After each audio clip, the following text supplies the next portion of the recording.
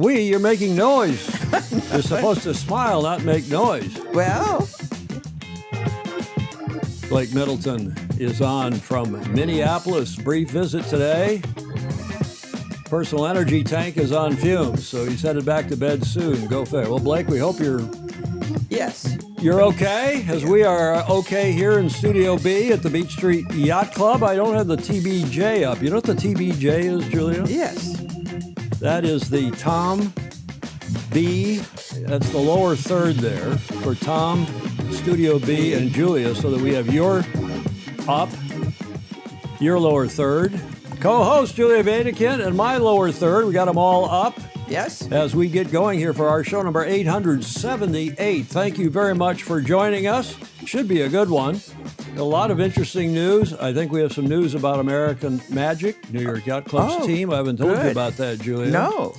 Steve Atkins says he's on time for the first time in a long time. Whoa, he's saying. Chris Exley saying hi to everybody. Ed Worley, hello on a beautiful Tuesday. It is a beautiful Tuesday, Julia, here in NorCal. I haven't been outside, but looking out, it looks pretty nice outside. It's beautiful and cool. It's going to be warm, though, this weekend, isn't it? Or this coming weekend? Well, yes, but not here. It's on the other side of the state.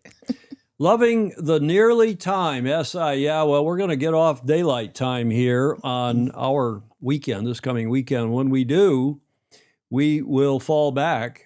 So we'll be an hour earlier. Right now, we're about the last ones to change time. Down under, they've changed. Europe has changed. Ed Vitrano, hello from Rio Vista up in the Delta, waiting for breeze from your neck of the woods, waiting for a westerly. Are you coming back down this way? Ed Vitrano, down through the rivers. Hank Stewart. Hank, nice to see you on. He was one of the two esteemed PROs at the event, which we're featuring today, the Bermuda Gold Cup. Christiane Price is on. We're going to feature her daughter. And we have a surprise for Christiane and Davey, her husband, Pricey. Welcome, everybody. I'm your host, Tom Eamon, show number 878 for this Tuesday, the 28th of October. Thank you for joining us. Thank you very much indeed. We'll get into this here at the starting line. Still have that club outside Berlin. I like that photo. Do you like that photo, Julia? In honor of your late great husband, Conrad Wedekind. Right. Deutschland. Deutschland. Happy Tuesday and happy Independence Day of what small Central European sailing nation? Any idea about that? Small European Central European sailing nation, not city. Happy Independence Day. We have a focus for Golden Lily, Jules Ligia, Olivia Price, and Paul Caird at the top of the show. On the A block, Bravo Zulu, the Swedes, as you saw on the cover slide, the promo for 2 days show. The Swedes have swept the WMRT, the World Match Racing Tour, and the WWMRT in BDA, or the Olympic code BER. You know, there was some confusion. I was criticized for using BER. When everybody says it's BDA, no, the Olympic code is BER, the three-letter Olympic code, USA, CAN, GBR, AUSNZL. For Bermuda, it's BER. But the airport code, which everybody uses, is BDA. But I use Olympic codes in this show, as most of you will know. Because this is sports. It is sports, and it's about the Olympics. But congratulations to the Swedes, both teams, and to Johnny B. Johnny B. Good gets his hat trick. We talked about that on Friday's show, the possibility of that. Yanni Berendsen, Coaching Corner, John Emmett, time on the water makes you a tactical genius. We have another Bravo Zulu for the Youth and Masters Wingfoil Worlds, which just have wrapped up this past Sunday in the Azores. Beautiful event. We'll give you an update on the the Transat Cafe Lahore underway on Sunday. And one of the fleets asked the race committee to start them a day early because of the horrific wind and sea conditions. The race committee obliged, and then 3 of them flipped. Oh, no. And there's a lot of criticism now of the race committee for even starting that. But come on, this is yacht racing. It's up to the skippers, the owners, the crews, the teams, to whether to start or not. If you don't think it's up to you're up to snuff, don't do it. We'll talk about that. Magnus the Magnificent said the same in his blog post today on the Rule 69 blog, Julia. Good. Last leg, the J70 Worlds. First race day today, the practice race yesterday down at the, speaking of esteem, the beautiful Yacht Club Argentino in Buenos Aires, and I hosted when we had the Formula One was still in BA. It's no longer, but I hosted a couple beautiful dinners for sponsors and others at that yacht club. It's a beautiful yacht club. You've been many times. It is indeed. Yeah. That's our show today. The last leg, we'll do the J70 Worlds, and then Day in History, of course, Whiskey Tango Foxtrot, and of course, our fantastic Fozy. Especially the Fozy. Loving a Fozy. And if some of you are new here, Fozy stands for Friends of Sailing Illustrated.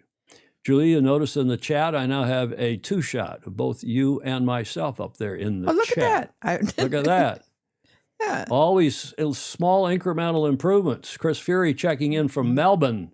Mark Michelson, kind of sketchy in Montego Bay. I spoke with Mark this morning about an hour ago, not even. Sketchy ain't the word, but that Hurricane Melissa has gone ashore. And we'll talk about that. I got some real insight from our weather guru, Mark Michelson, up in Idaho. Oh, good. Rick Bannerose at Stanford Yacht Club. It's getting breezy there, he says. Alistair Murray, he's in Switzerland? Really? So cool for Sweden. 2 of the loveliest skippers on the tour, Christian Price says. Couldn't agree more, Christian. Jody Shields, hello. Did everyone hear the massive news coming out of the America's Cup overnight? What was that, Jody? Let's see if he's got the same news I've got.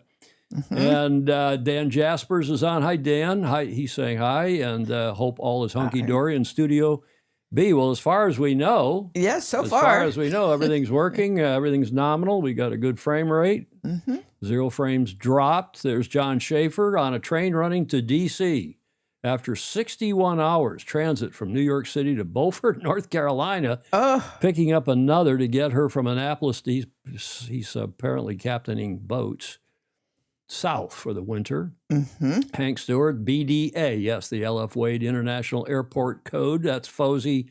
Hank Stewart, as I said, was one of the PROs at that event. Clayton Embley's on, waiting out the storm in North Carolina. I didn't hear from Mark. If he is, I think he's in the chat. Maybe he can put a little note in there for us, Julia, about where he thinks Melissa's going besides Cuba. It's going from Jamaica to Cuba, apparently.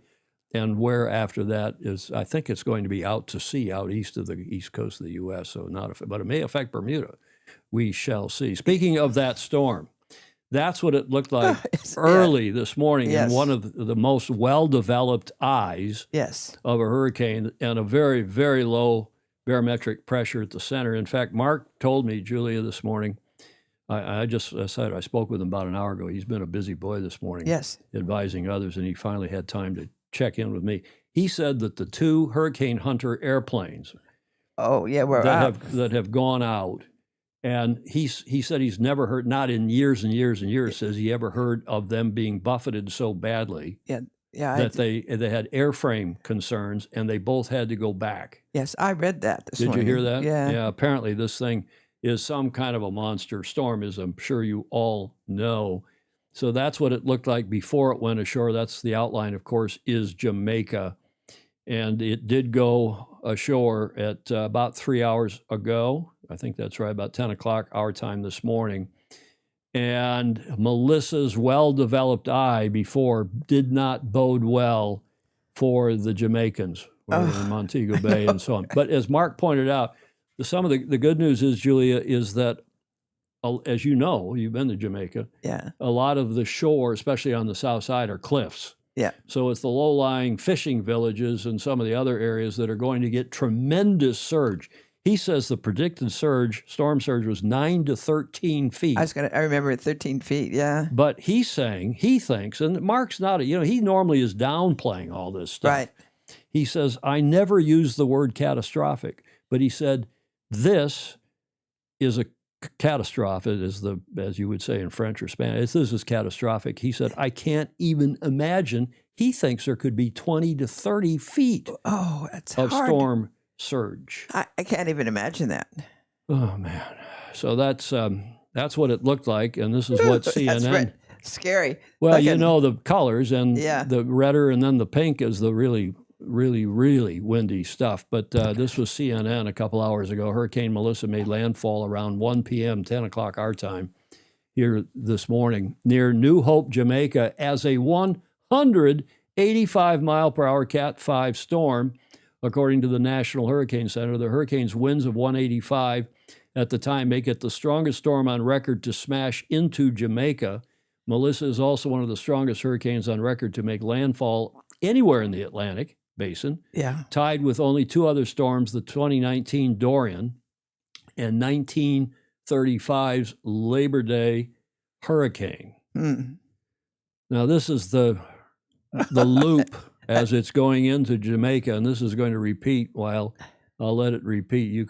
It's slow moving, which of course is always bad news with a hurricane. Mark told me that it's equivalent to an EF5 tornado that is 20 miles wide. 185 mile an hour winds, sustained, gusting 225. Gusting 225. And it's only moving 7 miles an hour.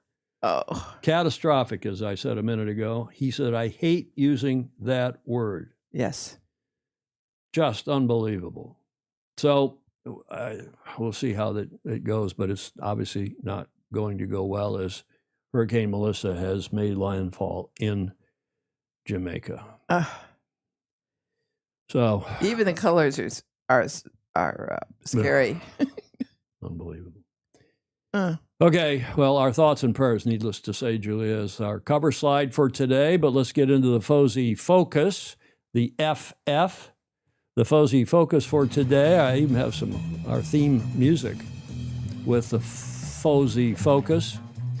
Yeah, Ted Ryman saying there will be a lot of wrecked sailboats in Jamaica. And Jamaica got the windy side as well. Steve Gruber is pointing out that's a very good point. Okay, well, first up on the Fozzie Focus for today, this is Blackjack 100, which was the winner of the line honors. As we said last week, we reported that race, that fabulous race, sponsored again by Rolex. What was it, the 46th edition already of the Rolex Middle Sea Race? Blackjack 100 took line honors. And I said the gentleman who owns the boat is Czech, and he's not. He's Dutch.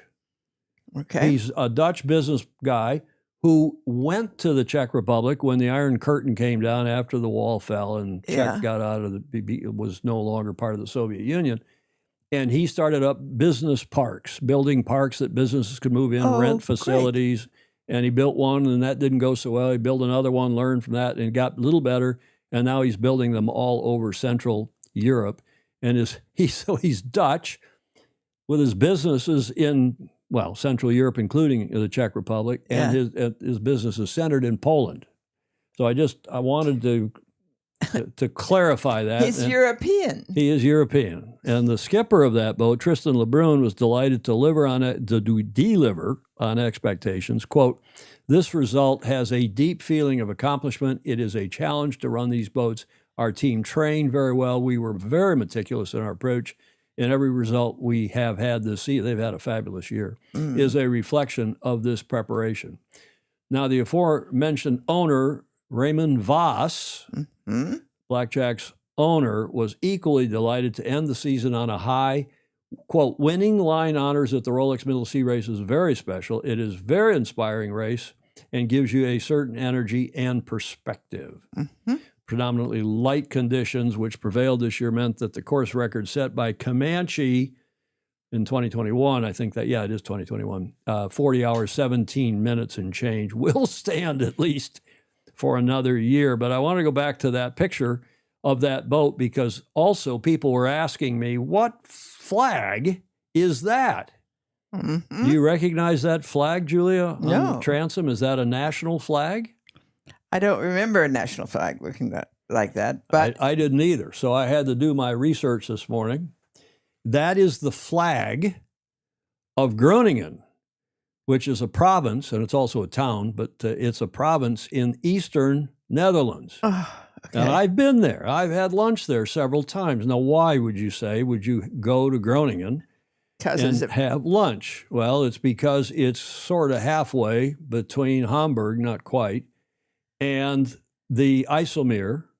And we used to be over there sailing and judging in the IJsselmeer And this is the dike, the big dike up there that diked the. Well, I didn't do that that box very well. Yeah. But that's the dike that they built across the sea, and there's a roadway across the top of it that diked off the IJsselmeer, made it the lake, and off to the ocean. And you drive across that, and when you're living over here in Hamburg, as we were for 10 years, and back and forth over here, Meg had basketball games. I don't know. We drove back and forth a lot. It's only 4.5 hour drive, but we would stop in Groningen. Aha. Small world. So that's apparently where the gentleman is from, Raymond Voss, and I apologize for calling him Czech. Not that he cared. He didn't seem to fuss him at all. So Bravo Zulu to him. And any relation to the Vosses? Not that I'm aware of, but De Vos is also a Dutch name. Yeah. Rich De Vos, who's the late great Rich De Vos, who was chairman of the America 2 Syndicate when I was executive director, and now one of his sons, Doug, has been head of American Magic, and we'll have some news on that in due course. Gordon Smith, speaking of Denmark. It's Bielefeld right there, too. Saying good evening, peeps, from Denmark, not from the Netherlands. By the way, you know the difference between the Netherlands and Holland? They are not interchangeable, although we in the West, in the English world, use them interchangeably. Mm-hmm. There are two Hollands, North and South Holland, which are states, which are states within the Netherlands. Aha. And Nederlanden, you know what that means? Yes. Below the sea. The lowlands. The lowlands. Correct. Well done, Julia. You must have gone to Stanford. No, it helps to have been married to a German. Gordon Smith said he used to live on Groningen Street in Copenhagen. Mm-hmm. Okay. Well, that's so much for that, but we have one other focus. You recognize anyone on that boat, Julia? Yes. Lily. Well done. That is the Chinese entry. All Chinese, apparently, sailors on that boat. That's that old that Polish now, VO 65, I think it is.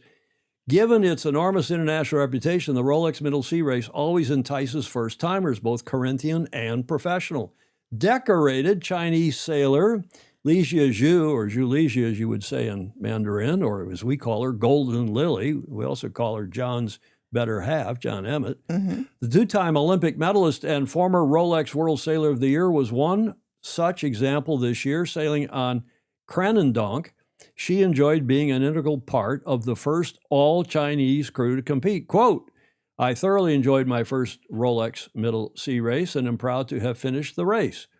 China has been successful in Olympic sailing, and now we want to be more active in other sailing events such as this race, the Rolex Fastnet and the Rolex Sydney Hobart. We hope our journey inspires more Chinese and Asian sailors to join in the future. So Bravo Zulu to our Fozy. Yes. Been on this show any number of times. Golden Lily. And actually, what a jewel she is for that effort. Indeed. And I don't know which, if I go back and back that slide up, I assume that's her up by the shrouds. I don't know for sure. I was thinking it was. I don't think it's the one that's driving. forward. It could be her driving. Yeah. Could be her driving. Mm-hmm. Maybe John, if he's watching, maybe he knows. This almost looks like Larry Ellison, a young Larry Ellison. Maybe it is. Mm-hmm. Maybe it is. Okay, well, Bravo Zulu to her. Speaking of Fozy. Fog Machine and Clark Chapin, so both Lance Burke and Clark are saying there are a lot of Dutch descendants on the west side of Michigan, German descendants too. Yeah, our hometown of Ann Arbor was settled by Germans. When my mother grew up there, Clark's mother, late great mother, the local Lutheran church held the 9 a.m. service in English and the 11 a.m. service in Deutsch. Yeah, that's how we think of the Dutch. And the Tulip Festival, Lance Burke, a.k.a. Fog Machine, is pointing out. Yeah, Steve Gruber thinks she is driving. Yeah, I thought so. Because we're a gesture and it's open and she's smiling and it looks like her. Well, John Emmett's on the phone, so he's watching it on the phone, so he can't tell. Christian Price, Lily is delightful, entertaining, and full of energy. She was such a happy person to have around at the Cruising Yacht Club of Australia, the CYCA. So that's a little shout out to her. And speaking of Fozy and shout outs, this, of course, is Christian and Davy Price's daughter, Harry's sister, Olivia Price, OLY, meaning she's a former Olympian, to join the Australian Sailing Board of Directors. We told you about this last week. Yeah. But now the announcement has come out. Yes, Julia? No, she's maturing. She looks like a real adult. Yeah. She didn't look like an adult before? No. Dual Olympian and London 2012 silver medalist Olivia Price has been elected to join Australian Sailing's Board of Directors at Australian Sailing's AGM. Price, who made history as Australia's youngest female Olympic sailing medalist when she won silver at London 2012. In the women's match racing event, still the event, Julia, that most of us think was the best Olympic event in the modern era. But lots of people sat up on the hill there in Weymouth and watched it. The racing was close. The television covered it. Match racing in the Olympics, women, men, otherwise. Why don't we have events that people like to watch and people like to sail? Yes. What else here? Beyond her achievements on the water, Olivia has also contributed to the sport as a mentor and coach, supporting the next generation of sailors through youth school and women's development programs. She has experience in sports and digital media and has spent time working with the Australian Olympic Committee and the Australian Sports Commission, to say nothing, Julia, of heading up the Australian America's Cup team, the women's team, that competed in Barcelona. They didn't mention that in this release. I'm not sure why. We'd have to ask Alistair why. The election brings her Olympic sailing career to a close, but she will continue to compete in other classes into the future. Australian Sailing President Siobhan Bruland welcomed the appointment, saying, quote, Olivia is an outstanding addition to our board. Her experience as an Olympic athlete, her deep understanding of the sport from grassroots to elite level, and her commitment to growing participation will be invaluable as we continue to drive Australian sailing forward. It is also fantastic to see the progression of accomplished Olympic athletes into important roles in our sport once their Olympic careers have ended. So bravo to her. And I got a quote from her as well out of the release. Price said she was honored to join the board and contribute to the future direction of the sport she loves, our beloved sport. Quote, I'm thrilled to take on this role and to help shape the future of sailing in Oz. Sailing has given me so much throughout my life, and I'm passionate about giving back, whether it's through supporting athletes, growing participation, or ensuring the sport continues to thrive across all levels. So bravo, Zulu, to our Fozy, who's been on this show, I don't know, a handful of times, 3-4 times, with and without her family. Yes. We had her whole family on one time. They were in an apartment speaking of the Netherlands or in Sweden or someplace. I think they may have been up in Marstrand in Sweden. I can't remember. So, you know, it's nice to see bright young people, especially friends and family friends and so on, taking the sport by storm, both on and off the water. And speaking of people who take the sport by storm, here is a surprise for Pricey, for David, and for Christian, and probably for Olivia as well. G'day, Tom. Big congratulations to my sister, Olivia. I hear you doing a bit of a rundown on her this morning.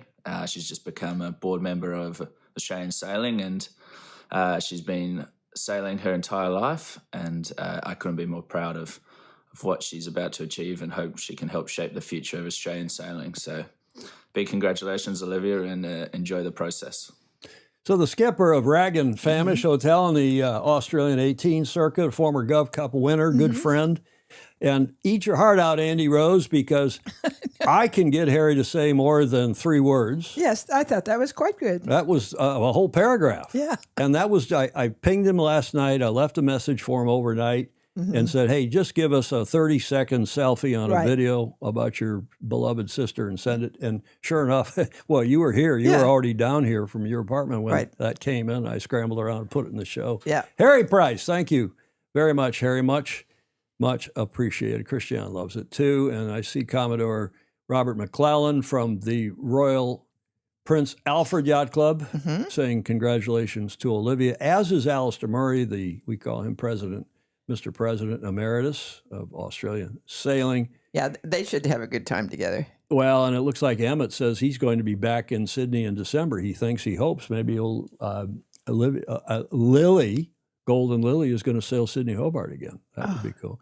One last Fozy shout out, Fozy focus here is that Card, as we told you, not only has he been now inducted into the America's Cup Hall of Fame, as was done a week ago Thursday on the 16th, but he will be our guest next Tuesday, the 4th of November. We'll have him live via Zoom, wherever in the world he is. He's coming on to talk about being president of the Star Class, winning the Star Worlds, the next Olympics, and what America One Racing is doing, what he thinks of the current America's Cup, and anything else we can get him to talk about, Julia. Yes. And that'll be KR a week from today. Okay, I guess Jody thinks he's got some, I don't know if you want to put it in the chat, Jody, or you want me to go, but I do have a one here's about the America's Cup and specifically about American Magic by way of an AC38 Cup date. I haven't put any slides in, I haven't put any pictures, I haven't put any pros, because I haven't seen anything reported. Stingray's been helping me with gather the facts or gather the information. I've heard from several people this morning, and I believe I can say one hears with some credibility and authority that American Magic have decided, that is Doug DeVos is the CEO, has decided not to do AC38. Or so I do believe. I wouldn't bet the ranch on it. I wouldn't bet my life on it or the ranch, but I'm pretty sure what I'm telling you is about to be announced. I believe he told that to the New York Yacht Club, although I can't get Claire or anybody else at the yacht club. Claire hasn't even returned my texts, which is good. Oh, I know. Which is good. She shouldn't. She didn't have to lie to you. Well, it's not that. And then she can say with credibility, I haven't told Eamon anything or said anything, which is true. But I'm pretty sure that he told the flag officers last night of New York Yacht Club that he was not going to do it again. That is AC38.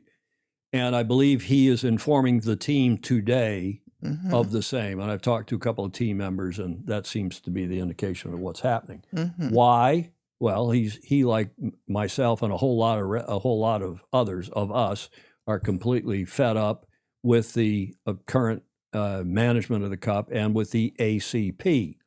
One also hears that Mr. Dalton and Mr. Ainsley and their lawyers made a big push, big arm twisting, trying to twist the arm of both Ernesto Bertarelli, who, by the way, is also a member of New York Yacht Club, of both Ernesto and Doug DeVos as head of American Magic, and tried to talk both of them into coming into the Cup. So much so, saying that, hey, tell us what you need changed in the ACP, the America's Cup Partnership, and we'll change it, or at least we'll try to change it. That apparently was not impressive. I think they are also concerned, that is Doug DeVos and Ernesto, about this spending cap because, they have the resources to try to do a good job, number one. So they can't spend the money above and beyond $75 million, apparently, is the spending cap. How they're going to enforce that is anybody's. And race in 3 years. And 2 years. 2 years. Race in 2 years and limit the time spent on the water and not be allowed to build a new boat. Julia. I mean, it makes all kinds of sense. It's absurd, this whole thing. And Mr. Dalton is now saying, well, I don't see how we're going to amend the deed of gift. I think he's backed away from that after hearing from us and Hamish Ross and others on that topic. Doesn't make any sense. So I'm hearing all of this and more. I'm hearing that Mr. DeVos, who, as you know, shut down the TP52 program after winning their world championship again this year. We celebrated that on this show and all the crew. But apparently he wants to get back into ocean racing. One hears that he had tried 2 or 3 years ago to buy Pyewacket from Mr. Disney. And it was then taken off the market for some reason, and it was raced again by the Disney clan for another couple of years. But apparently that boat's back on the market. It wouldn't surprise me if they go after that boat or something similar as a big offshore boat, because apparently Doug DeVos wants to go offshore racing again. Chicago Mac and maybe Sydney Hobart, maybe Fastnet and more. And maybe to help support an American Admirals Cup team. And one hears that another one of our FOSIs, Mr. Dr. Andrew McIrvin, as we know, we've reported this before, has been reappointed as chairman of the steering committee for the RORC and the next Admirals Cup. And he's getting his group back together. Oh, good. And we understand there's another FOSI or two that are on that group steering committee.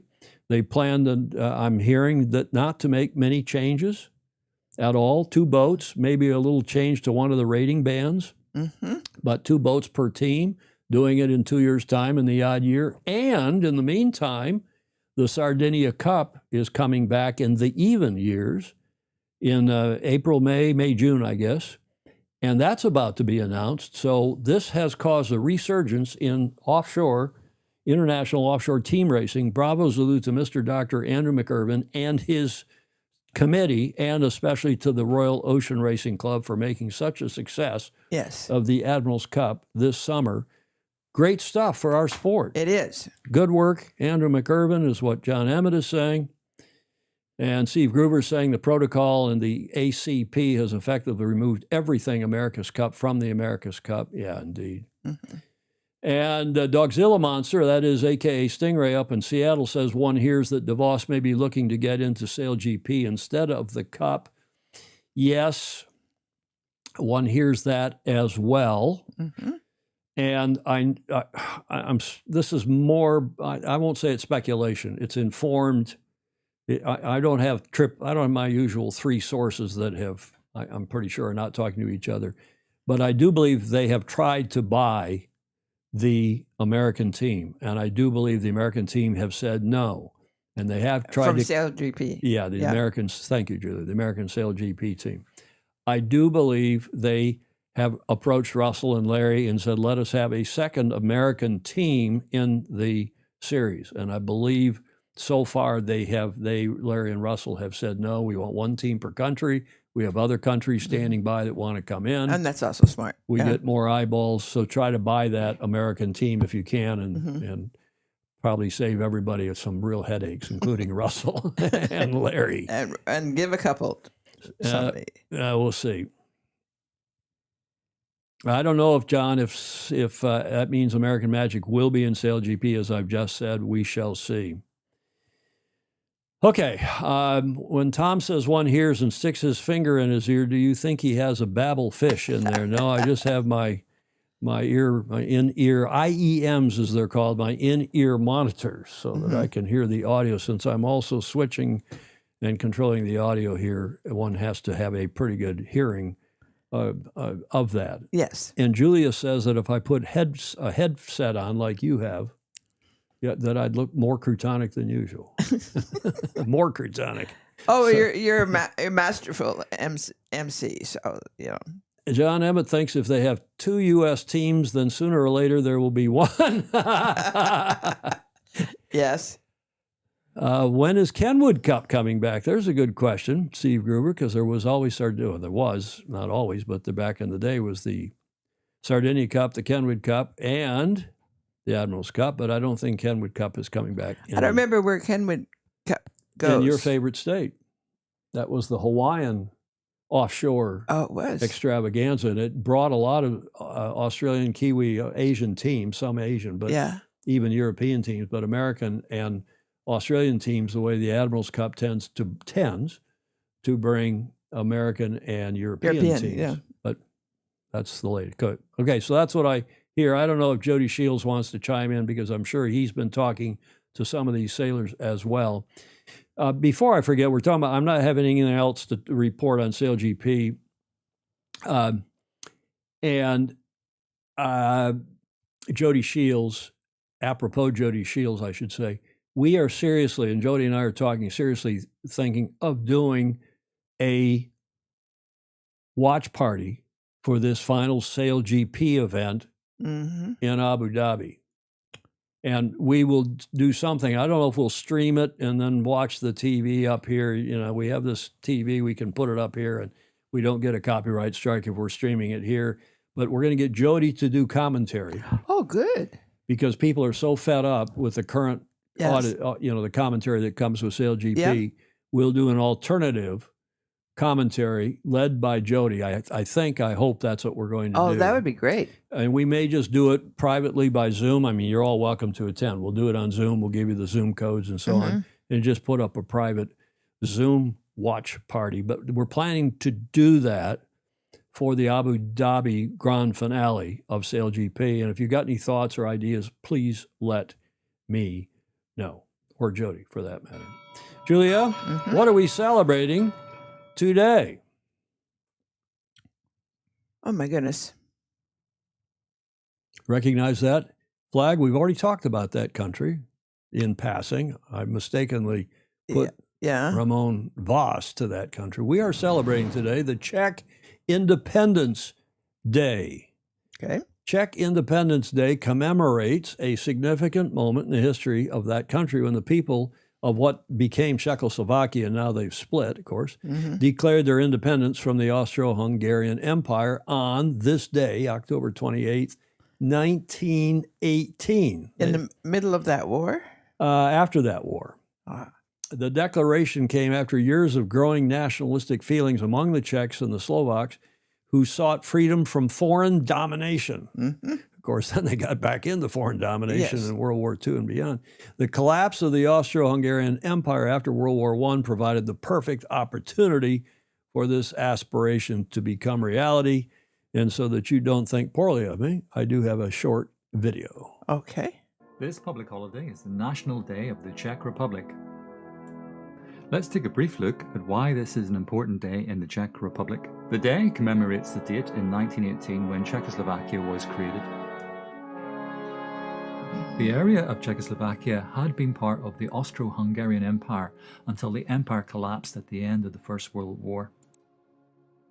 The Czech-speaking areas of Bohemia and Moravia had been under Austrian rule, while Slovakia was part of Hungary. Since before the First World War, there had been nationalist movements in both the Czech lands and Slovakia. And despite the Czech area being an industrialized region and Slovakia being a mainly agricultural-based country, the two regions took the opportunity to become a new nation. Czechoslovak independence was proclaimed in Prague's Wenceslas Square on October the 28th, 1918. Czechoslovakia ceased to be a country on New Year's Day 1993 when the Czech Republic and Slovakia went their separate ways. Interestingly, this is not the National Day of Slovakia. That is Constitution Day on September the 1st. But let's mark the Czech Republic's National Day with some fun facts. Czech people are the world's heaviest consumers of beer. The first pale lager, Pilsner Urquell, was brewed in the Czech city of Pilsen in 1842. The Czech Republic ranks as one of the least religious populations in the world, with only 19% claiming to believe in God. Prague Castle is the largest in Europe, with more than 700 rooms. The word robot was first used by Czech author Karel Čapek in his novel RUR. His brother Joseph is credited with creating the word. Soft contact lenses were invented by a Czech chemist in 1959. Charles University in Prague was founded in 1348 and is the oldest university in Central Europe. For extra credit, what was the music being played behind that? I wasn't paying attention. Oh, come on. It's one of my favorites. Dvorak, New World Symphony. Oh. A Czech composer. Yes. And conductor. Alex Hayworth says that American Magic just announced their exit, okay? We'll go look for that in one of these next movies and see if I can pull that up on one of the side computers. Dvorak, in the back music. Alan Long confirms that, and that's because he's got some Czech something or another. Is he a Czech? Anyway, I love the country. have you been to Prague? Have you been to Brno? Fabulous country. We did some Formula One promotions there when I was doing Formula One back in the aughts, in the early part of this century, and spent a lot of time in Prague. Had a wedding in Brno. We talked about that. Pewaukee.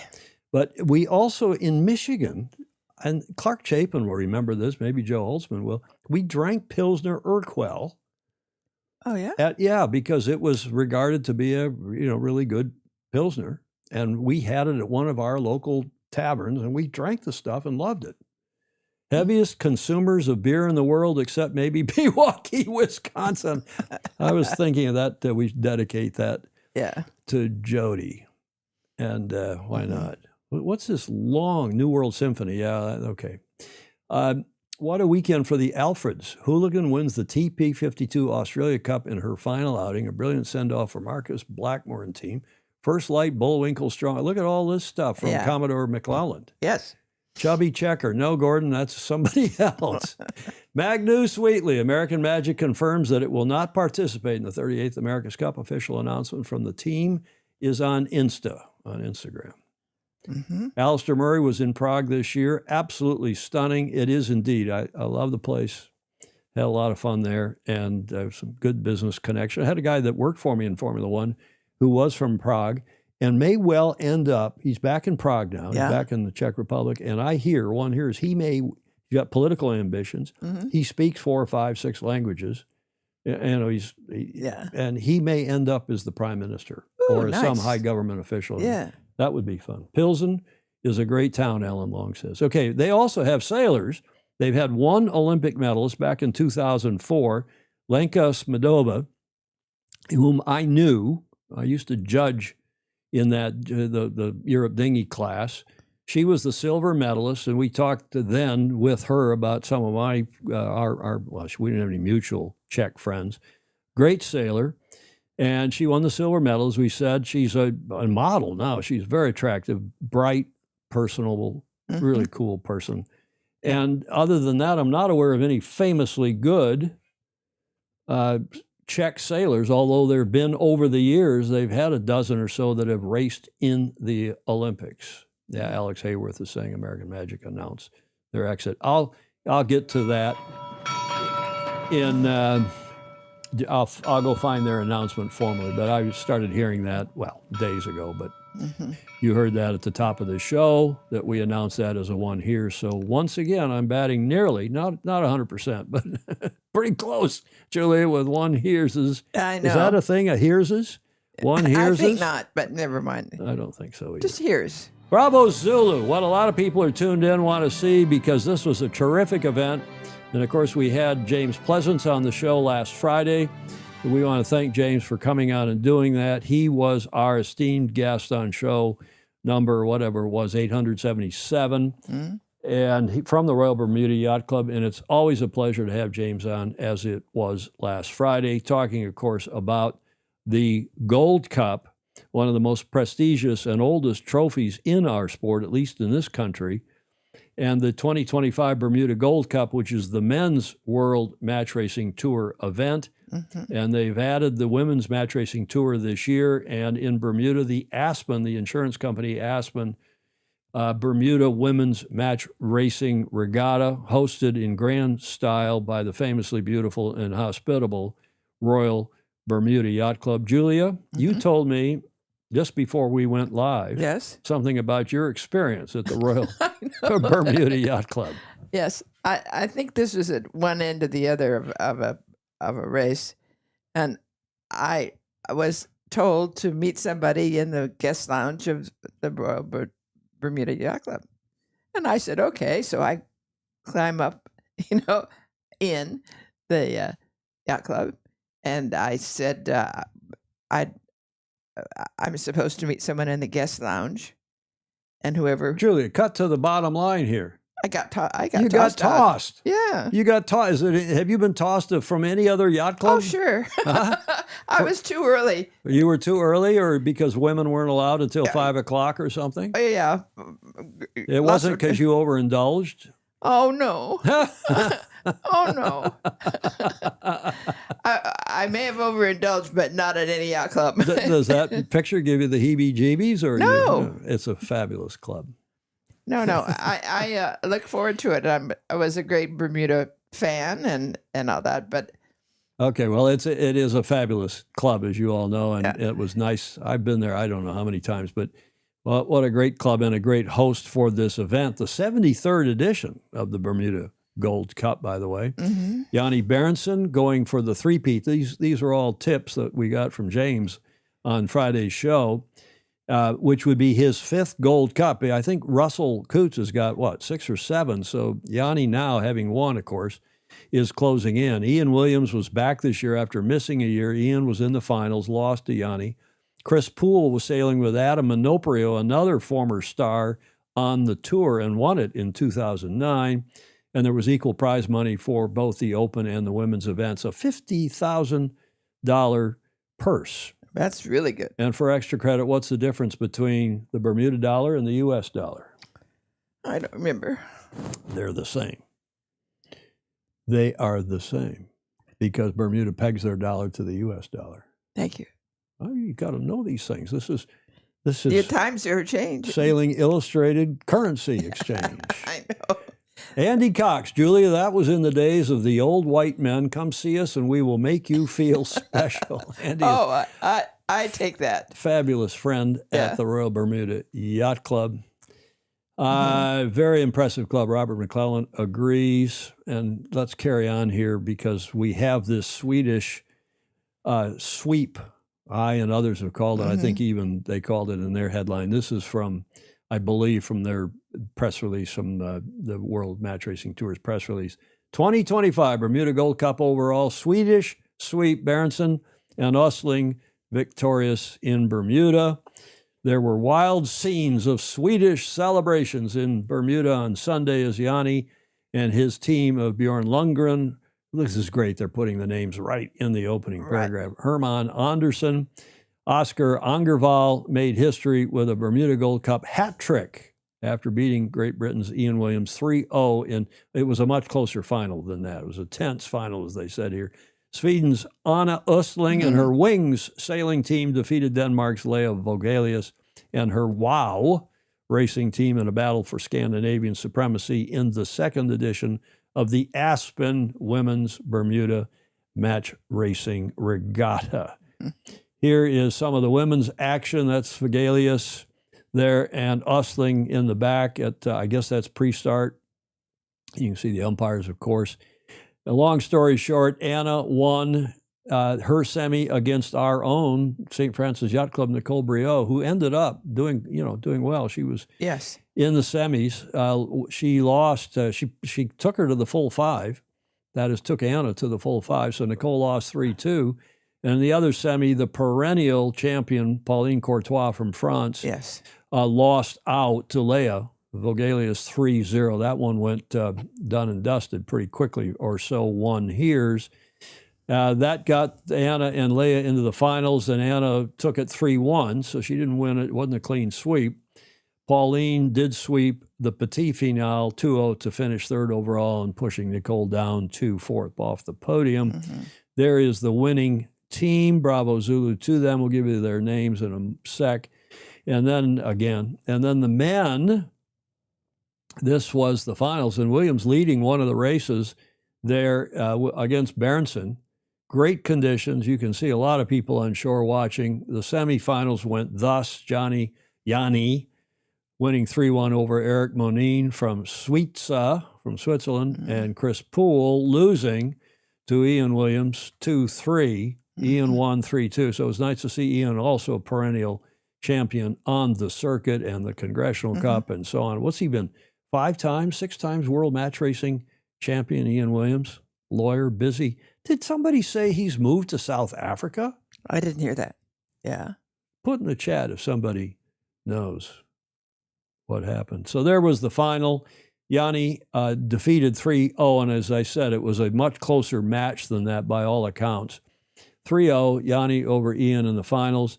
And Chris Poole from the U.S., another perennial champion on the tour, defeated Eric Monin 2-1 in the Petit Finale to secure 3rd place and push Eric down to 4th. Andrew Pindar, who has been sponsoring Ian Williams, along with John Sangmeister, but Andrew's been the longer term and bigger picture sponsor, says he has won 8 times. Amazing. Good stuff. Here, Julia, is the video.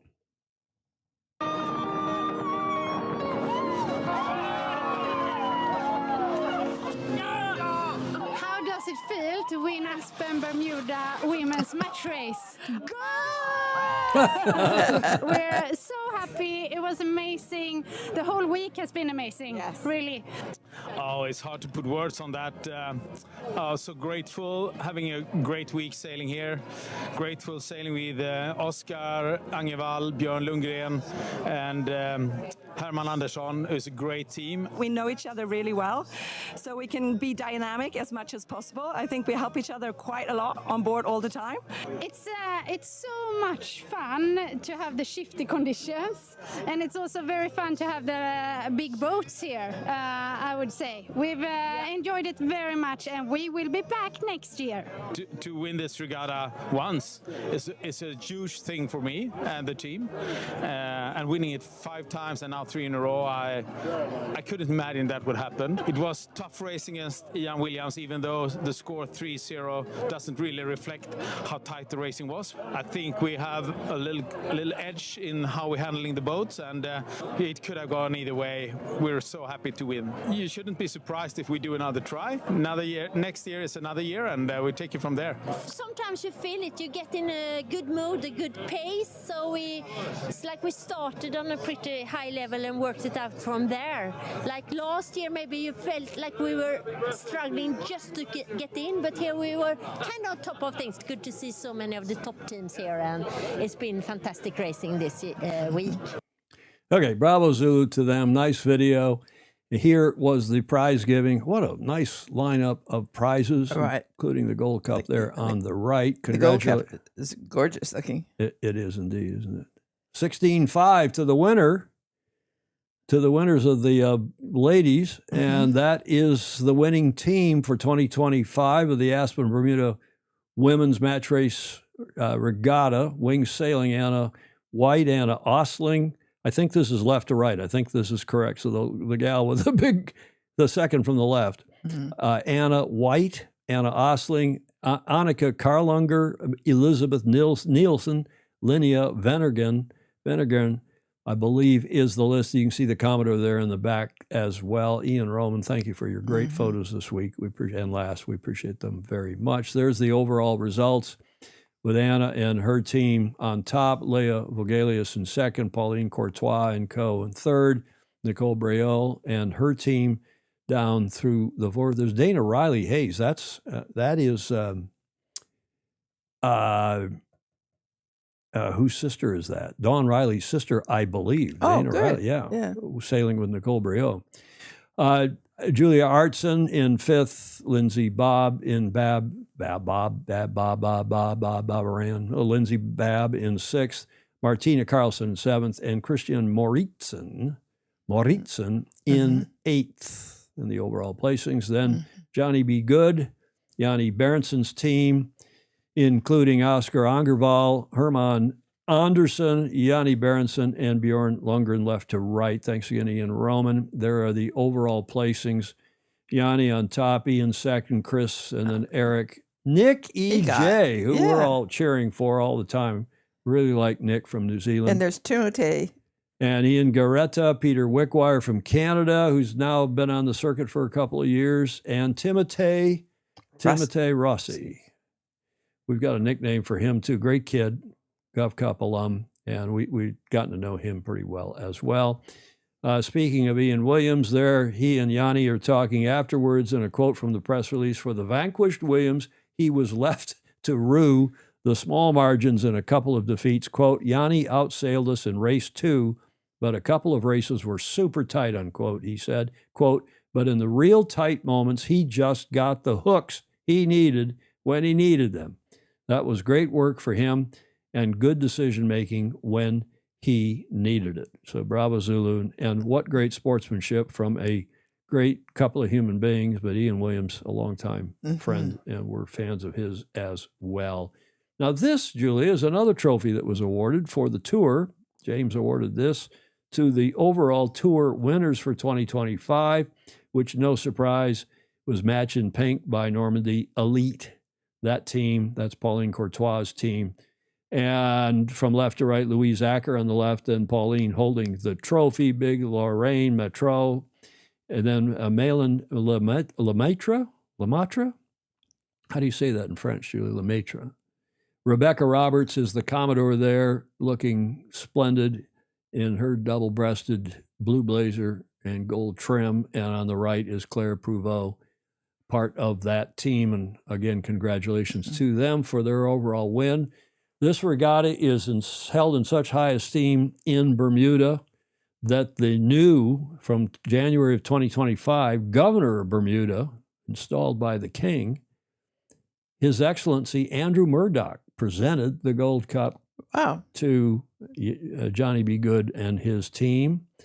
And also the Commodore took a lot of praise from all of the sailors and from James himself. Here he is with Commodore Rebecca Roberts, who is a peach of a gal. I don't know her well, but by reputation, everybody says she's fabulous.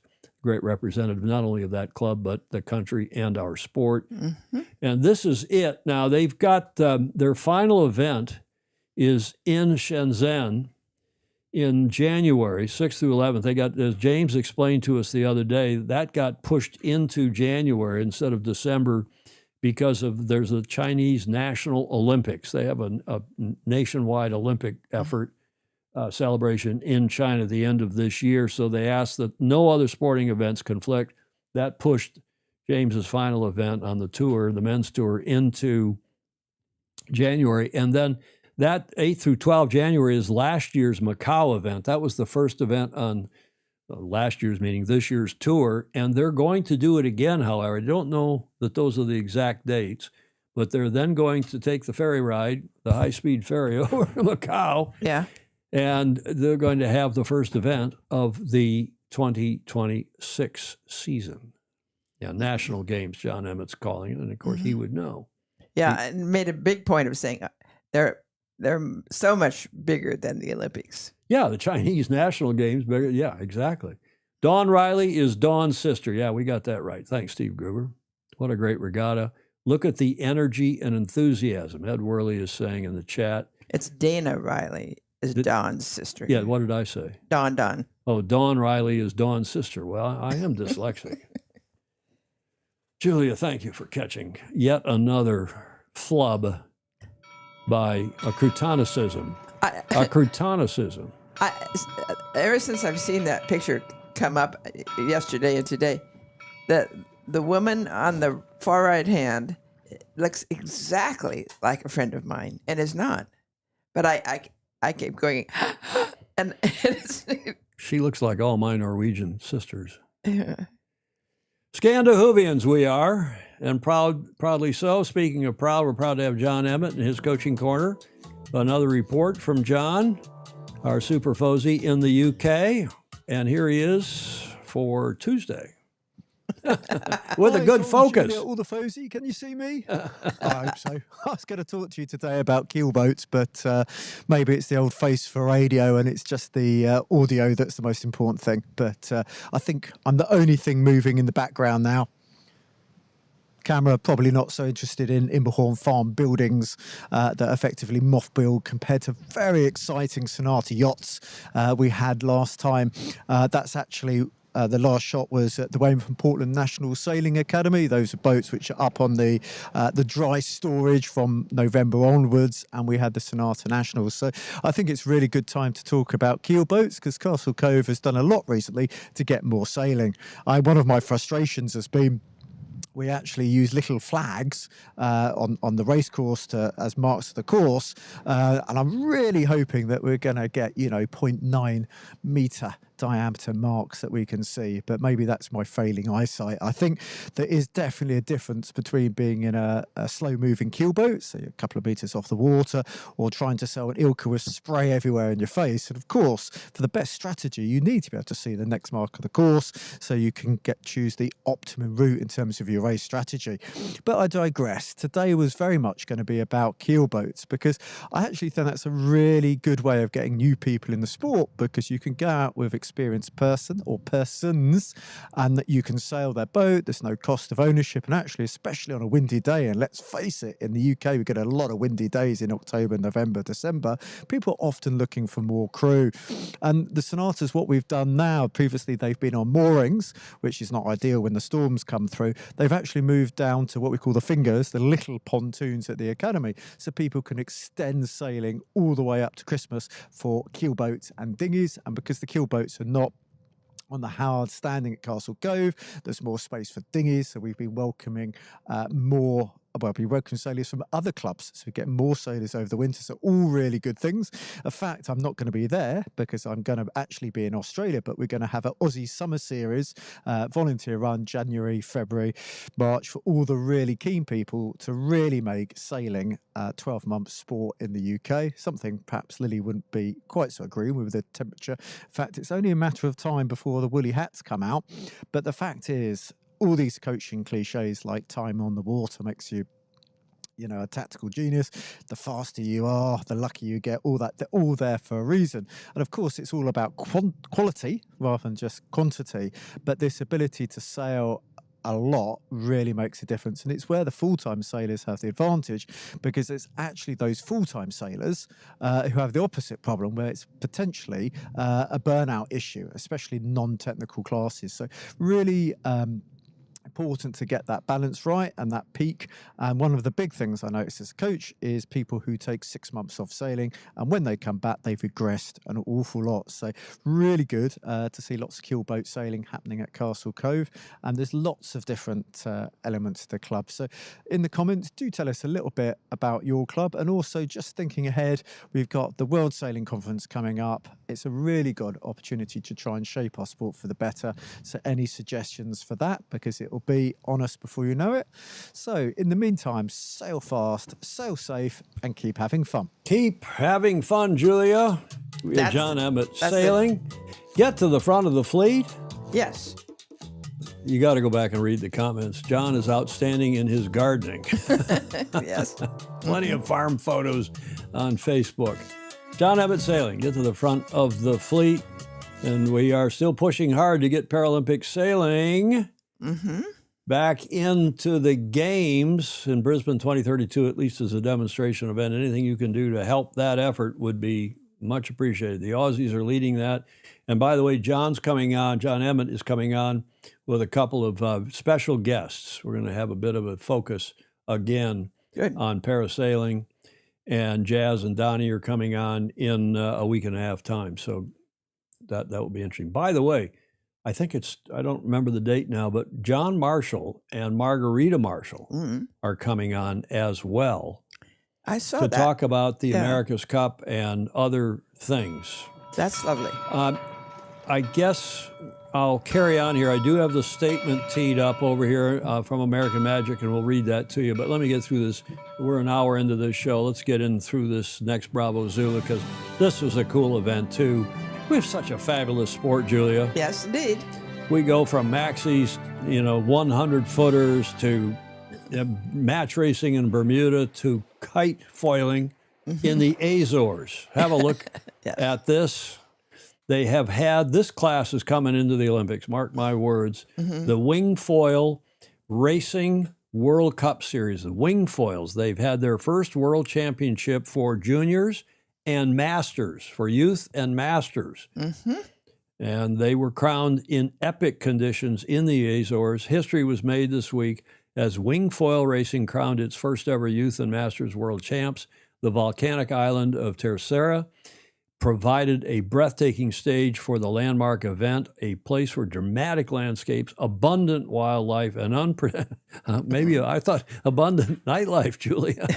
That's what you're in favor of, aren't you? Absolutely. Abundant nightlife. And unpredictable weather combined to deliver a truly memorable competition.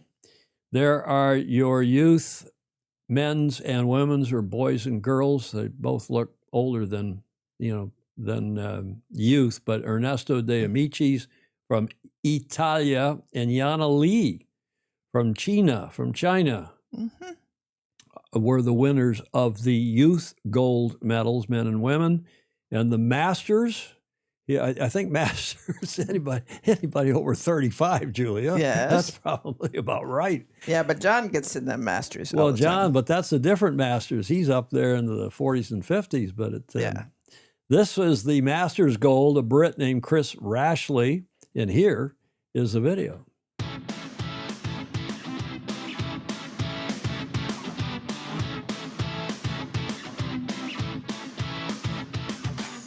History was made in the Azores when wingfoil racing crowned its first ever youth and masters world champions. The island of Teixeira formed the stunning backdrop to the competition with its majestic wildlife, volcanoes and unpredictable weather. A new and exciting talent emerged from the youth boys category, Costa Gladiadis from New Zealand. This was the 17-year-old's first big competition on a wingfoil, and he took it by storm. Whatever the weather, he delivered and led the standings throughout. But in the end, it was the more experienced Italian Ernesto De Amicis who took the final. The 17-year-old won 2 back-to-back victories in conditions that often hit over 30 knots of wind. Stepan Benes of Czechia also put on a good fight in the final to claim the bronze. It's really good to be the first ever youth world champion officially. The battle was really close and really good fights all the week long. We had all-round conditions, so I'm really happy to be the first maybe out of 2, because next year is my last year as a youth. On the second day of the girls' world champs, China's Yana Li had a terrible day that saw her twice penalised for starting infringements, knocking her from the top of the standings. But the 16-year-old showed amazing composure to win 3 back-to-back races in the final and seal the title. Lara Talarico, at 12 years old, also proved she'll be a force in the future. The girl from Rome, who's already Italy's youth silver medalist, is now also a youth world silver medalist. Claire Tian Yu Che of Hong Kong showed her quality in the lighter breezes and did enough for the bronze. Of course, I'm kind of proud of myself and thankful for everyone who was here for me, supported me, like my mom and my coach and my family and everyone here who was kind. 18 athletes from 10 countries competed for the Masters World title. It's quite serious. Everybody fight like in the last time, but the atmosphere is super friendly. Everybody help each other. This is for sure. There is no secrets, there is no enemy. All the guys, Chris teach me the tactics, and I help some other guys what I can do for them. So the atmosphere is fantastic. All guys is super nice, really super nice. The Masters, all over the age of 35, boast a total of 900 years of experience between them. Yeah, so the Masters fleet, as I can see, is getting better every year. It's my second season, and I'm training a lot. And every time that I come along with the boys, I see they just still have one gap in front of me. So I feel like the donkey chasing the carrot in front, where I keep running, and the carrot keep going away from me. But hopefully this will change next year, and I'm going to try to be stronger and better. That's the goal. First year, come and learn. Second year, do your best. Third year, you go for the title. Despite the camaraderie, on the water, things got serious. Light winds on the first day were tough for many of the bigger riders, but a dream start for those used to the Mediterranean. Italy's Alberto Cocchi took the overall lead. When the conditions got tough, youth and experience paid off. 36-year-old Chris Rashley from Great Britain took control of the fleet, with help from his wife Anaïs May Desjardins, who he normally coaches in the Wingfoil Racing World Cup Series, and was here in the Azores caddying for Chris. There were epic conditions again on finals day, but despite heroic attempts, nobody could catch Rashley, who sealed the world title in a single race. I feel better now than I did when I was 25. Physically, I'm in good place. Mentally, I'm more prepared. I've learned a lot in all these years. I've done 20 years of competitive sailing racing and coaching now, and every year, every event, I learn something. I know the format well. I know, I know how to win in this class, because I've coached people who have, not in this class, but in this discipline and with Formula Kite as well. So, so I've had some experience in that area. The varied conditions through the week really tested the riders and proved there's plenty of youth talent coming through and plenty of fight left in the Masters.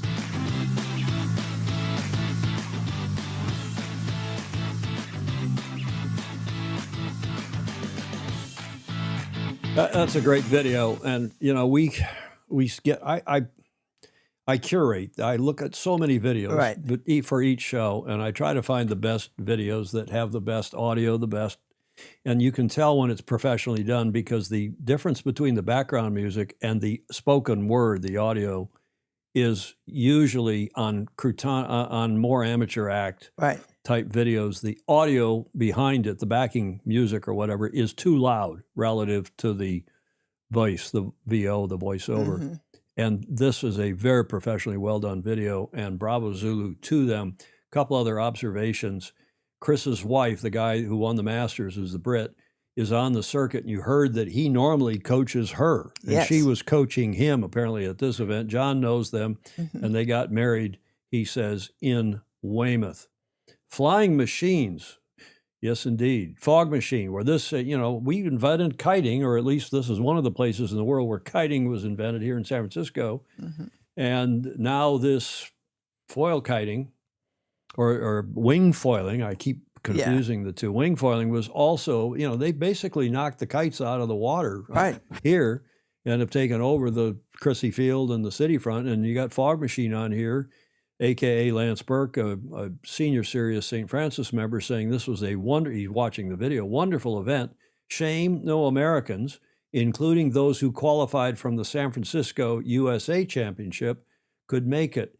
And here's the problem, Julie, with our Olympic effort, is that here the other countries, including that kid from New Zealand, yes, are there competing in the youths, some of the older people in the Masters, but the youths are already training and looking forward to the day when this becomes an Olympic class, and we don't even have anyone there, right? Because we're so cretonic here in this country with this sort of stuff. Yeah. So I think that's a very good point by Fog Machine. Andrew Dolly DeVola points out here as well. He says, once again, someone dominates, meaning I think the New Zealand guy, youngster, dominates a series and loses in the winner-take-all finals. Yes, I saw that. Crutonic! Yes. Dolly DeVola is saying. Another pumping sport, not the wing, but the board. Well, it's more than pumping, but there is a lot of pumping. Exactly. Robert McClellan, Commodore McClellan, saying, great event. Gordon Smith is jealous of today's youth. It does look like a total blast. Mm-hmm. They do great video, John Emmett agrees. So much easier to actually see who the sailors are in those wing boards than the kites. That's right, a good Julia? point. Good point. Blake Middleton's good point. We keep talking about that, and you can get the vehicle and the rider, the sailor, all in the same shot. You don't have the kite up. Bloody hell.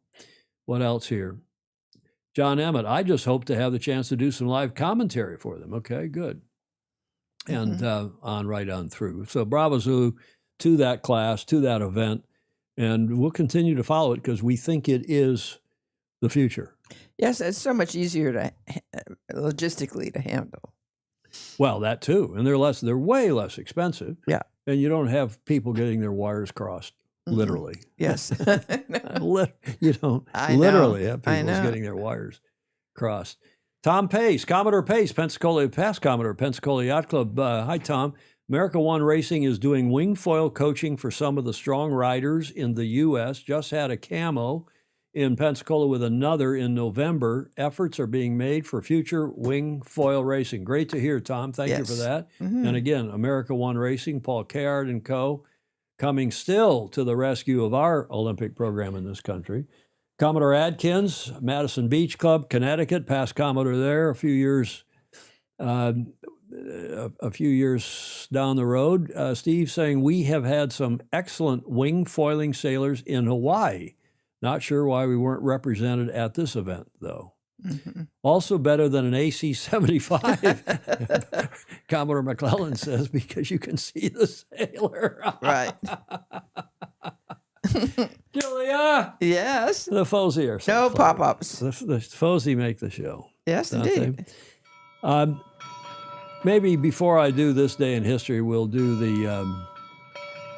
this American Magic thing. People are probably standing by wanting to hear that. Yes. So this is the headline. I pulled it up on their website. American Magic confirms it will not participate in the 38th America's Cup, dated today, Pensacola, Florida. Tom Pace will be proud to see that date line. Pensacola, Florida, October 28th. American Magic today confirmed it will not compete. It will not compete in the 38th edition of the America's Cup. The decision follows a comprehensive review of the event's current protocol and they should have put the word Croutonic partnership agreement, and their alignment with the team's long-term sporting and strategic objectives.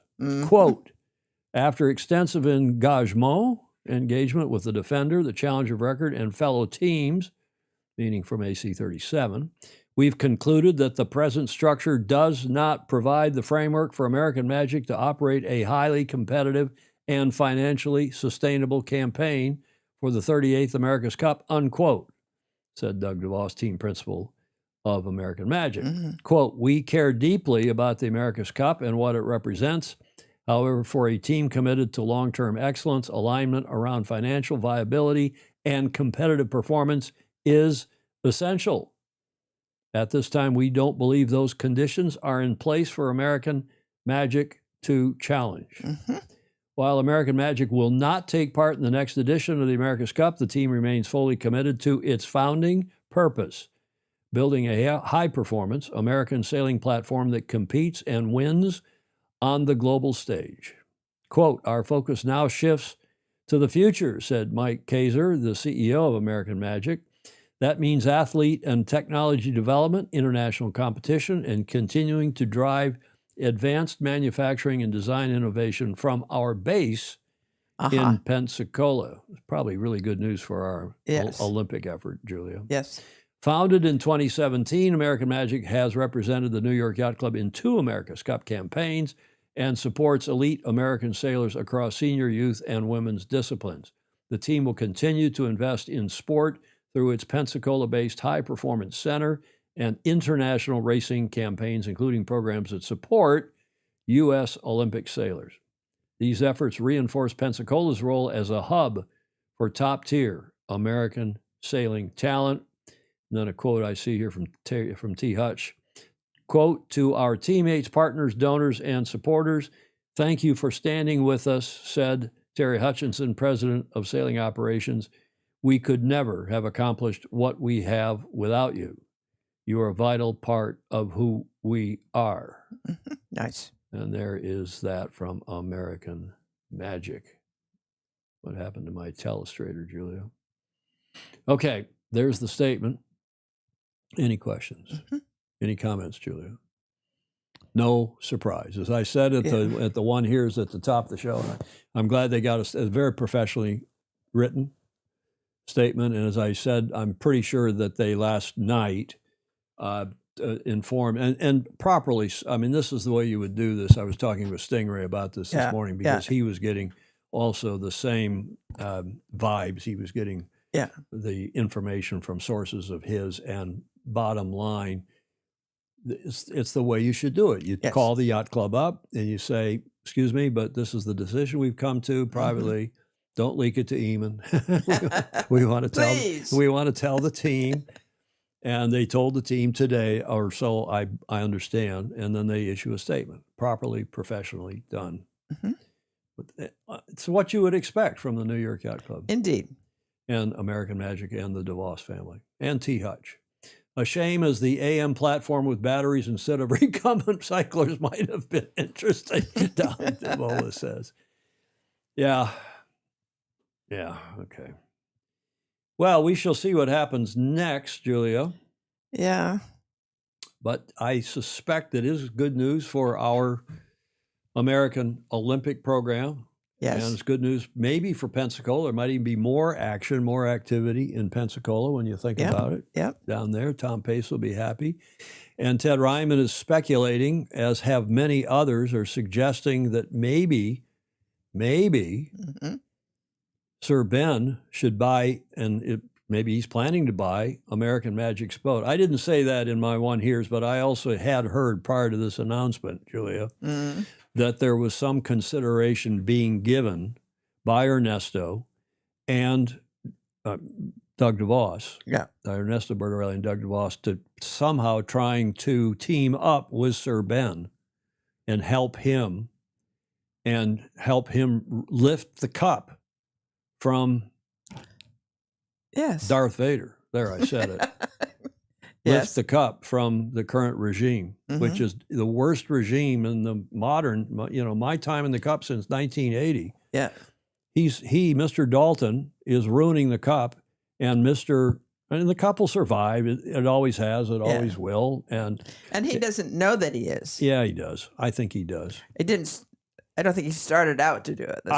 Exactly. I think he started out thinking it was going to be good. This was going to be great. And Sir Ben, I think, was even more enthusiastic about it, given his money problems and lack of a big backer or an apparent big backer.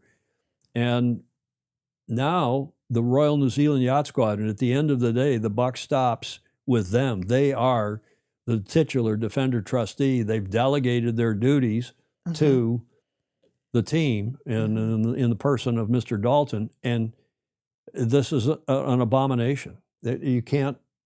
And Ernesto, you think he's going to enter? I think he's already said he wasn't. And Magnus the Magnificent and others who said, "Oh, stand by, he might still be in," and there's still discussion about it. Yeah, right. Right. Maybe Sir Ben should buy. Yeah, that was Ted Ryman. Steve Gruber, the only thing about AC-38 that is any chance of being interesting is if ETNZ loses.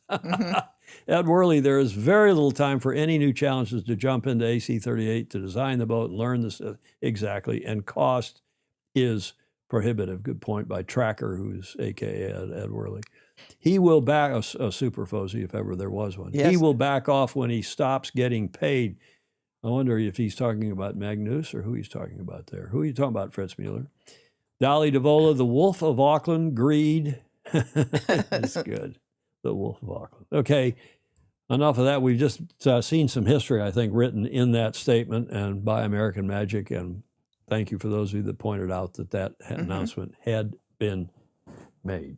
Okay, let's carry on here with this day in history, Julia. Okay. What happened on this day in history? The 28th of October, 1831.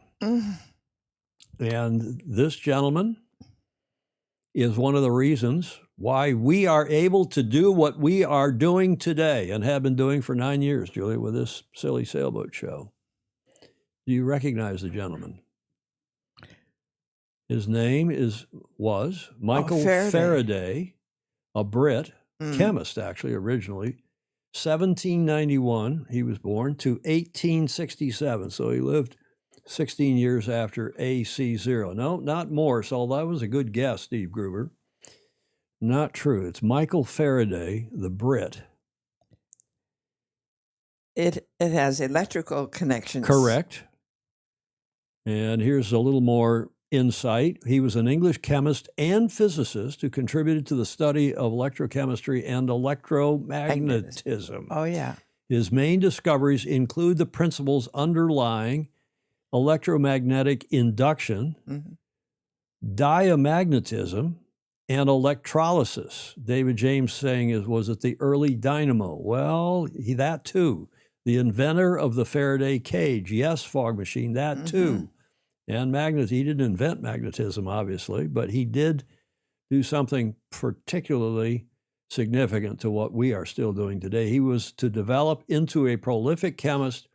He was from a poor family, too, and he bootstrapped himself up, made friends with mentors who were very bright, and he was very bright, obviously, and curious. He developed into a prolific chemist and physicist whose extensive inventions included the electric motor, transformer, generator. Generator, the generator he invented basically is still used in a modern version, obviously. Faraday cage and many other discoveries today. All energy sources still rely on a generator to produce the electrical current that powers everything people use, and the electric power used across the globe relies upon Faraday's research and inventions 2 centuries ago.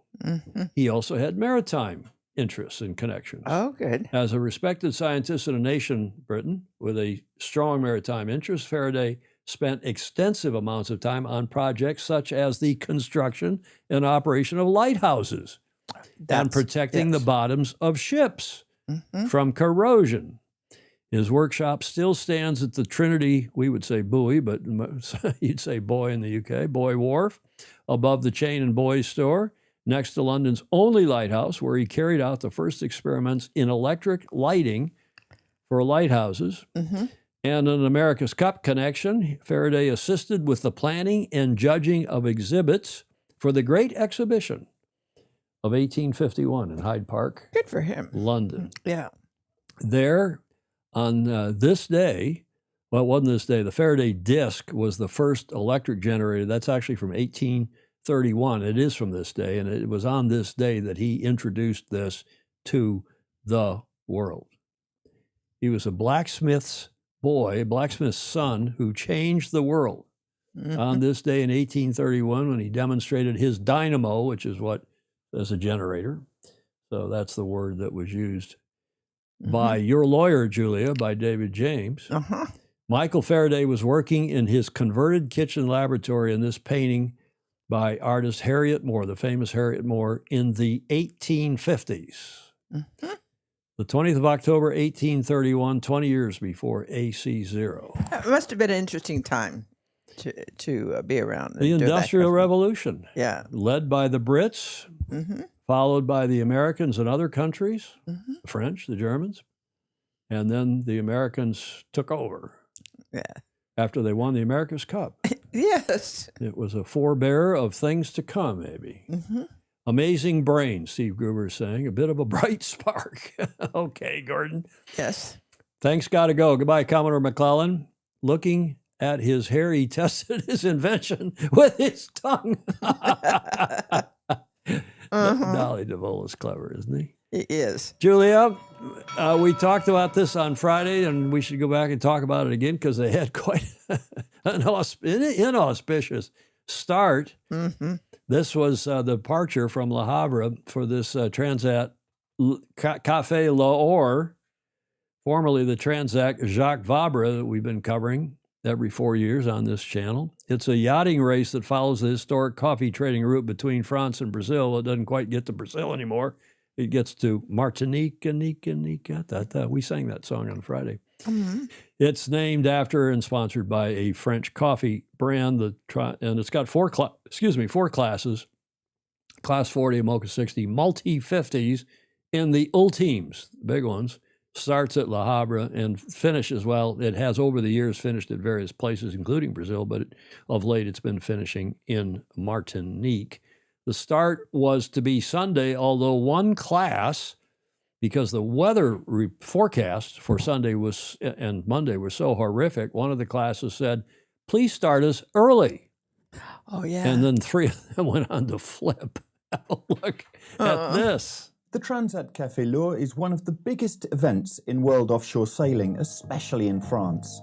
And this year there are 74 yachts with 148 skippers taking part in 4 classes.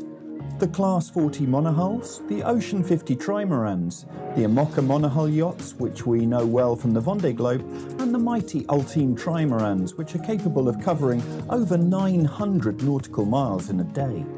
The race starts from Le Havre in the Normandy region before rounding a mark off Étretat, then heading out of the English Channel and into the Atlantic, where the classes have a selection of courses depending on their speed. The finish is in Fort-de-France, Martinique, as the race traditionally follows the historic coffee trading route between France and Brazil. The race will take between 10 and 16 days, depending as always on weather conditions, with the Ultime course 6,200 nautical miles, the Ocean 50 course 4,600 nautical miles, the Amoca course 4,350 nautical miles, and the Class 40 course at 3,750 nautical miles. The biggest talking point pre-race has been the weather and an approaching system in the Atlantic, which is set to hit the fleet. The Ocean 50 class and all its skippers requested to advance their start to Saturday, which the race organisers agreed to, and the fleet of 50-foot trimarans started at 16:30 hours on Saturday the 25th of October. They are sailing down to the Canary Islands, leaving the entire archipelago to starboard, Then they will head to Cape Verde, the original course marker, which they'll leave to starboard. A waypoint could also be set to correspond to the planned race time of around 12 days. The first night for the Ocean 50 fleet was brutal, with Laser Helio, Guezo and Intrinvest all capsizing. The skippers of the boats are safe and well. At 1600 hours on Sunday the 26th of October, Wee-Wise, skippered by Pierre Quiroga and Gaston Morvan, has pulled out an 18 nautical mile lead over the chasing pack. Enjoy this spectacular footage as the fleet went on their way.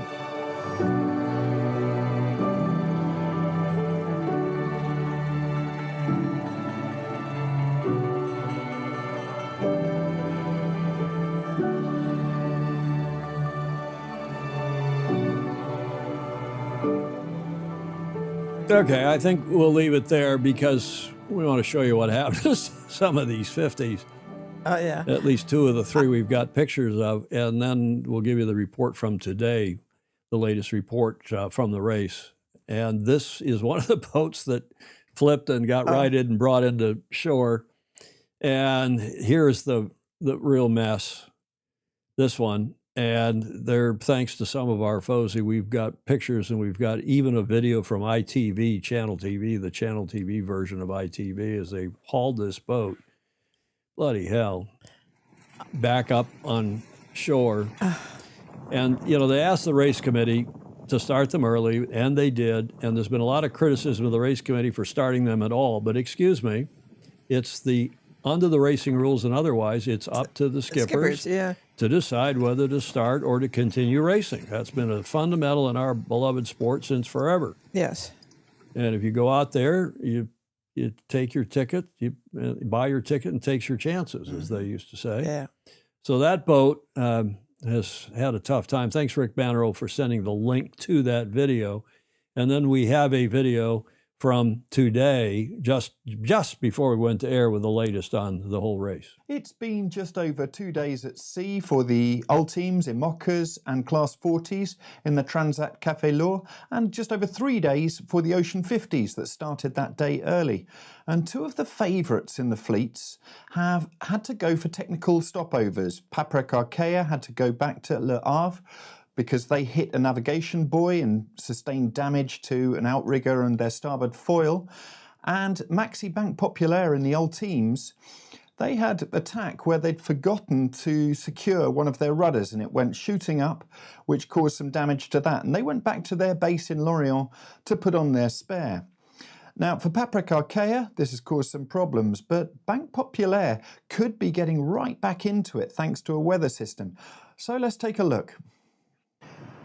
It was a difficult night for Armand Leclerc and Sébastien Josse on Team Banque Populaire, the Ultime, when they were in an attacking duel with SVR Lazartigue, and they forgot to lock off their rudder after a series of tacks where they'd been in this duel.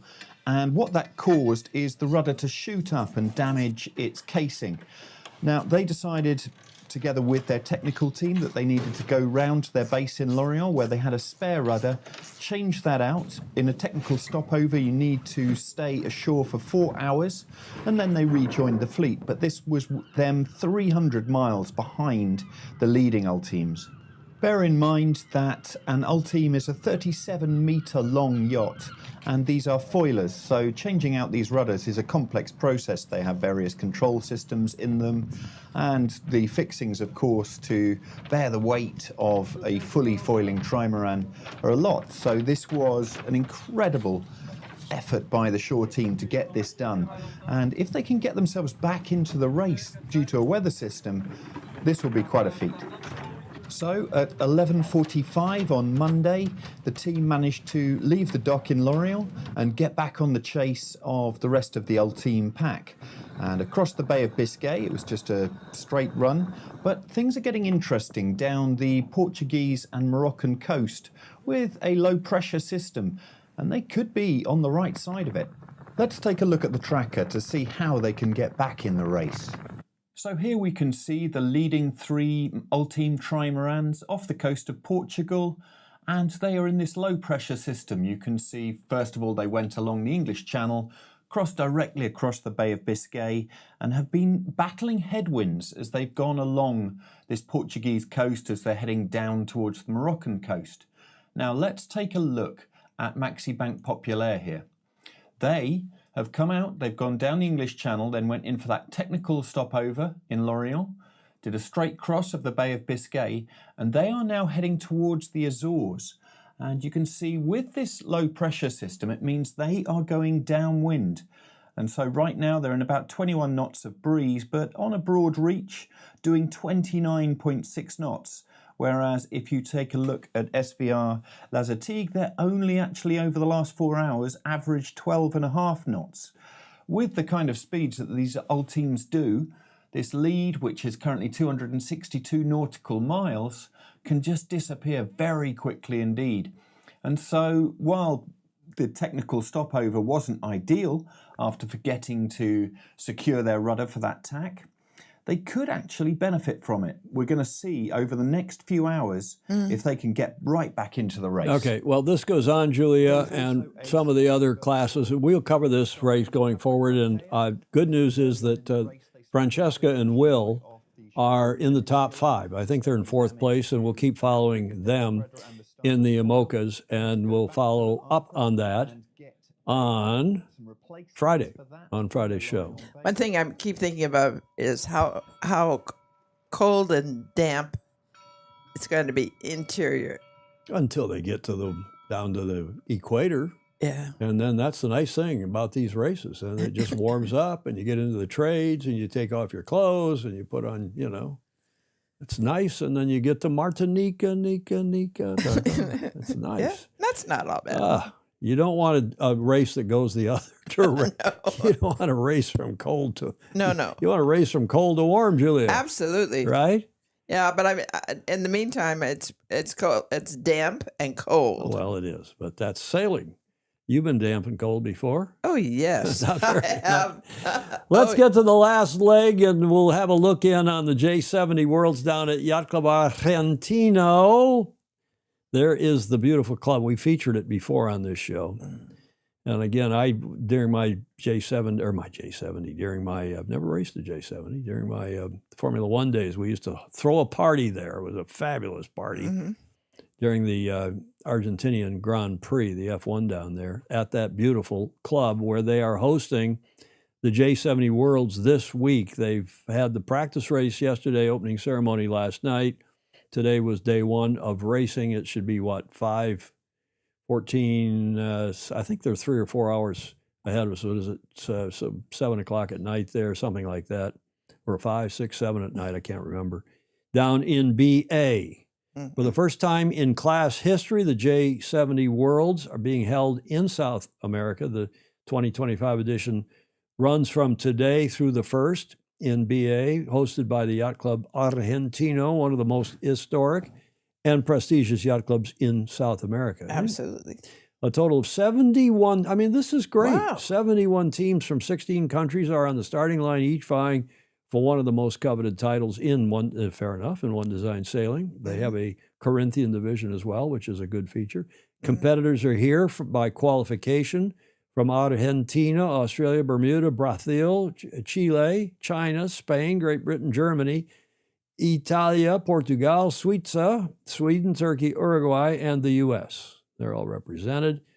And I wrote to the class this morning. They sent this nice picture. I said, who are these gentlemen? We like to include names with faces on this show. Yes. That's the Yacht Club Argentino Commodore Alberto Urani, the event chair Mariano Solanas, and the class president Pedro Garra from Uruguay. The others, of course, from Argentina. Yacht Club Argentino said it was, quote, an incredible honor for the club to host the J70 Worlds here in BA. Said the event chair, Mariano Solanas, our club has a deep history, and we are thrilled to welcome top sailors, top teams from around the world to our waters, from the elite professionals to the Corinthian sailors competing at the highest level. This championship showcases some of the best of our sport. These from yesterday's practice race on the river and it's a bit of a brown river, but it is great sailing and often has a lot of breeze. Of course, Buenos Aires means good wind. Today's practice race saw BA live up to its name: whitecaps, wipeouts, rolling waves, and 20 knots. Plenty of surfing. BA means good winds. That's exactly what sailors have experienced. Today felt more like the Solent than Argentina, said world champion Charles Thompson. It was cold, windy, and full on. We had a blast. And Julia, Yes. here's the video. Oh, good.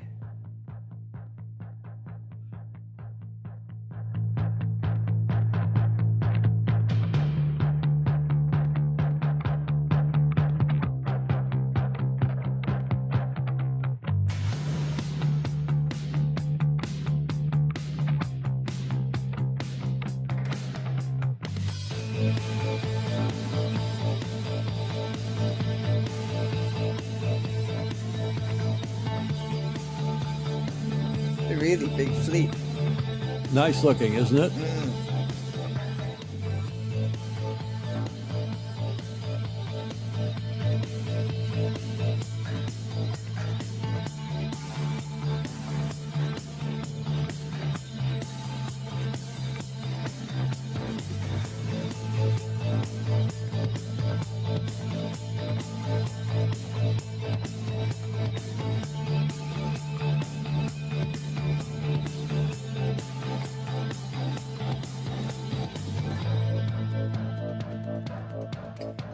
Our sport's getting better at this. That is this video. I agree with Rick Banner, who says really well done video. Really well done video. Bravo Zulu to the J70 class. We'll report some more on that on Friday. Julia? Oh, good. It's a handsome fleet. A handsome fleet. Wet and wild. Breeze on, Fishbeck is saying. Lily is racing at the J70 Worlds. Wow. John says that his wife is down there racing. She's having such a good time. She's all over the place. Yes. Maybe we can get John to ping Lily and have her do what Harry Price did for us, put her phone up in front of her face and shoot she's a broadcast journalism professional. Of course. She went to Southampton University and majored in broadcast. Put her phone up in front of her face and send us a video. Yes. Hi, Tom, Julia, and all the Fozy. Why not? Why not? Why not? Look at this final photo. Racing on the Rio de la Plata. Up to 10 races will be held on the shallow river, the widest river in the world, where prevailing winds cross wide open water in consistent conditions. It's springtime in the southern hemisphere, so the hope is for sunny days and 10-knot breeze along with the occasional frontal system rolling through. Golden Lily, let's see how she's doing down there. Hope she'll send us a video, Julia, which that's the last leg. It now gets us to Whiskey Tango Foxtrot. And this is a brief one, an hour and 42 minutes into the show. Time to wrap this one up, Julia. All right. The word of the day.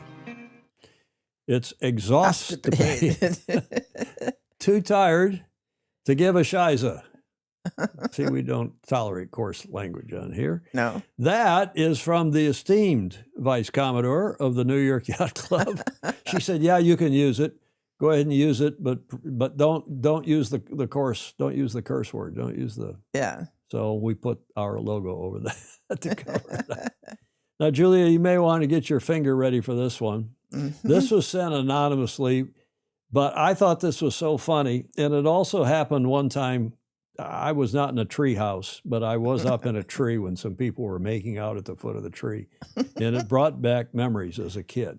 And it was a younger couple. It wasn't a couple of old farts like this or older farts, but we were up in the tree. Look at the look. Look at the look on those kids' faces, Julia. Yeah. Huh? Yep. Huh? I thought that was so. That came from a Fozy here in the USA who wanted to remain anonymous. Does that get a finger wag, or are you happy with that? It's okay to laugh. Okay, we'll laugh at that. And then finally, all the smartest people, so says Blake Middleton, for sending that one in, and we keep that as our last slide. Julie, that gets us to the finish line for this show number 878. And you like to say? Yes. Don't miss the opportunity to like and follow and share. Indeed, it does help us a lot. Comments are welcome, even in replay. And we also want to thank those of you who give us $1 or $2 or more per month, because we have streaming fees, we have equipment. I'm actually, believe it or not, replacing this chair. This chair is old and squeaky, and my back's hurt. I got a new chair coming today, Julia. Oh, that's exciting. So that is exciting. But thanks to all of you who support us via Patreon, patreon.com/join/Sailing Illustrated, so that we can stay on the air. And we only spend your contributions on streaming fees and equipment. And we do appreciate very much your support. Well, already liked and shared, Clark Chapin said, Julia. Thank you, Clark. Have a giving and caring week, people. See you on Friday. And indeed, we also like to thank the people who give us audio, video, and images for these shows by putting them in the credits. I hope I didn't miss anybody. Every now and then I miss one or two. Mary Longpre's giving us a little applause there. Thank you, Mary. Fabulous photographer, one of our longtime friends at Balboa Yacht Club, and the Governor's Cup helps us out down there. Julia, final thoughts? No, I like seeing more and more of the Southern Hemisphere, and well, maybe we can get Ryman to put his phone up in front of his face, and give us a 1-minute thing from his Harley. I just want I don't want a pickle, just want to ride my motorcycle. Get that from Ryman. Do that, Ted. Give us that on your phone and send it to us, and we'll run it. Emmett wants to know if Restream can take AV001, because I just found Facebook does. A1 is incorrect. Okay, John, that's a technical matter we better take off the air. Everybody, thank you very much for joining us, spending some time with us. We'll see you, hopefully, same time on Friday, same time, same channel. And in the meantime, if you can, go sailing. And if you do, sail fast, sail safe, and have fun. Ciao for now.